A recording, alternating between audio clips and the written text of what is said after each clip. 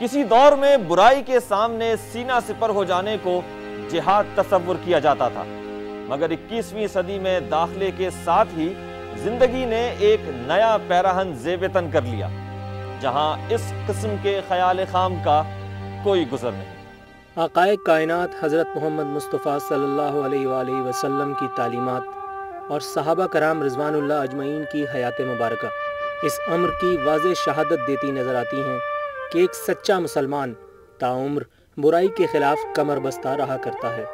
ताहम बदकिस्मती से मॉडर्न दौर का मॉडरेट मुसलमान अपनी कम इल्मी और रोशन ख्याली के प्रचार के सबब बुरे अफ़ाल को महज दिल में बुरा समझकर काम चलाता आया है, जिससे न सिर्फ उसकी फितरी बुज़दिली को एक खूबसूरत गिलाफ मुयस्सर आ गया है, बल्कि बुराई को माशरे में कदम जमा लेने के मौक़े भी नसीब हुए हैं। आज हम जिक्र करेंगे एक ऐसी वारदात का जिसने न सिर्फ हमारे नाम निहाद मुहज़्ज़िब मुआशरे के चेहरे से तहजीब का नकाब नोच डाला, बल्कि हमारे कानूनी निज़ाम में पाए जाने वाले उयूब को भी पूरी तरह वाज़ेह कर दिया। ये मंजर है गुलशन मेमार नामी उस इलाके का, जहाँ कुछ अरसे कबल तक गुंजान आबाद इलाकों के मसाइल के बरखिलाफ एक पुरसुकून ज़िंदगी यहाँ के मकीनों का मुक़द्दर हुआ करती थी, मगर आज वही ज़िंदगी एक ऐसे एहसास अदम तहफ़्फ़ुज़ का शिकार है जहाँ कोई नफस बुरी क़ुव्वतों के शर से महफूज नहीं। 4 अक्टूबर 2011 ये वो दिन था जब एक मकामी के मुलाजिम मोहम्मद दानिश ने का रुख किया, ये सोचे कि उसका ये सफ़र एक रोज़ का मौजू बन जाएगा। ये वो मुकाम है जहाँ मोहम्मद दानिश और उस जैसे कितने ही लोग अपनी जमा पूंजी से महरूम कर दिए गए, और रात का ये सन्नाटा उन जराइम पेशा अफराद को यूं निकल गया जैसे उनका कभी कोई वजूद रहा ही ना हो। डकैती और रहजनी की दीगर वारदातों के बरखिलाफ इस केस में नामजद मुल्जिम तो उसी रोज पुलिस की गिरफ्त में आ गया, ताहम उसके शरीके कार मुल्जिमान फरार होने में कामयाब हो गए। जुर्म की टीम इस केस से मुताल्लिका मालूमात के हुसूल के लिए गुलशन मेमार पुलिस स्टेशन जा पहुंची, जहां हमारी मुलाकात ड्यूटी ऑफिसर से हुई, जिन्होंने इस केस पर कुछ इस अंदाज में रोशनी डाली। दानिश नाम का लड़का है, उससे कोई डकैती मारी थी नादर बाईपास में, और डकैती के बाद आगे हमारी मोबाइल खड़ी हुई थी, उसने आगे उसको बताया कि फला जगह पे मुझसे ना फला वाला 3 शख्स आए मोटरसाइकिल पे, उन्होंने मुझसे फला वाला चीज़ छीनी और इस तरफ चले गए। तो हमारी मोबाइल उसके पीछे लगी, तो उनको कि वो नज़र आया हमारी मोबाइल को ना, तो उनमें से एक लड़का हमने गिरफ़्तार किया मुकाबले के बाद, और 2 लड़के मोटरसाइकिल की सवार थे जो वो निकल गए। ये नीचे की गिरा है, क्या हुआ है मतलब ये पकड़ा गया मुकाबले के बाद। तो इससे एक टीटी और 2-3 मोबाइल और उस लड़के दानिश का जो बैग था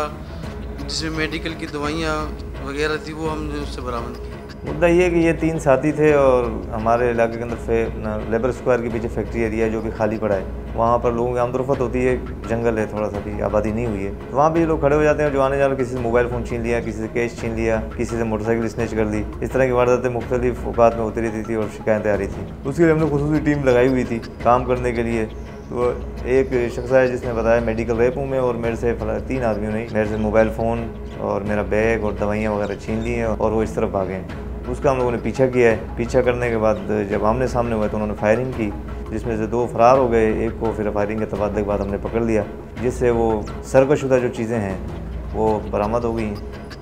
और पिस्टल मिला है, एक और राउंड्स मिले। ड्यूटी अफसर से गुफ्तगू के दौरान एक अहम मगर अफसोसनाक इंकशाफ उस वक्त हुआ जब हमें बताया गया कि दानिश नामी ये मुद्दई बावजूद इस केस में मुसलसल अदम दिलचस्पी का मुजाहरा कर रहा है, जिससे इस केस के कमज़ोर होने के कवी इम्कानात मौजूद हैं। दानिश के ऊपर है, अगर वो जैसे कोर्ट के अंदर गवाहियाँ वगैरह देता है, खड़ा होकर सारी शवाहद सामने करेगा तो उसको सज़ा होगी। हमारा जो काम था, दानिश ने FIR जो कटवाई वो हमने उसकी जो कानूनी कार्रवाई की थी, जो बरामदगी हुई है वो सारी हमने उसको करके दे दी है, बाकी उसके ऊपर है। दानिश थोड़ा खौफज़दा लग रहा था, उसने एक अल्फाज मुँह से निकाला था, बोला यार ये लोग हम शरीफ आदमी हैं, ये लोग कोर्टों वोटों में हमें वाच करके कहीं ना कहीं मार देंगे। बहुत ज़्यादा खौफज़दा था, वो आकर यहाँ पछता भी रहा था बेचारा। वो कह रहा था, बोला यार मैंने तो आगे गलती कर ली पुलिस में, यहाँ 4 घंटे मुझे लग गए, अब जब एक केस हुआ है तो आखिर टाइम तो लगेगा ना उसको, इसकी चीज़ें बरामद करने में, भाग दौड़ करने में, FIR काटने में टाइम तो लगता है। जो मुद्दई है وہی اگر ایسا کریں گے تو پھر کیا ہو سکتا ہے، چھوٹ جائے گا۔ فوجداری مقدمات میں مدعی مقدمہ کا اپنے کیس کی پیروی کرنا قانون کی ایک ضرورت ہے، اور یہ پرٹیکولر کیس جس میں آپ نے بتایا اس میں مدعی مقدمہ جو دانش صاحب ہیں، گو کہ ریڈ ہینڈڈ اریسٹ ہوئی تھی ملزم کی، ایک فٹ کیس ہے کنوکشن کا، لیکن اس میں صورتحال یہ بن رہی ہے کہ وہ اتنی انڈر ہراسمنٹ ہے کمپلیننٹ کہ وہ ریلیکٹنٹ ہے، وہ نہیں چاہ رہا کہ وہ عدالت میں آئے اور اس پروسیجر کا حصہ بنے جو کیس کو سزا کی جانی چاہیے۔ اس کا خوف جو ہے وہ بادی نظر میں یہ ہے کہ وہ سمجھتا ہے کہ اگر ملزم کو سزا نہ ہوئی اس کا اعتماد عدالتی سسٹم پہ نہیں، اس کو یہ کسی حد تک یہ یقین ہے کہ عدالتیں ملزمان کو چھوڑ دیں گی اور وہ یہی وہ ملزم ہے 2 یا 3 یا 6 مہینے کے بعد میرے سامنے کھڑا ہوگا۔ اس خوف کی وجہ سے وہ یہ رسک کو لینے کے لیے تیار نہیں ہے۔ آج ہمارے جو عدالتی نظام میں سکون ہے وہ اس صورت میں نظر آ رہا ہے، اور یہ بڑی تشویشناک بات ہے۔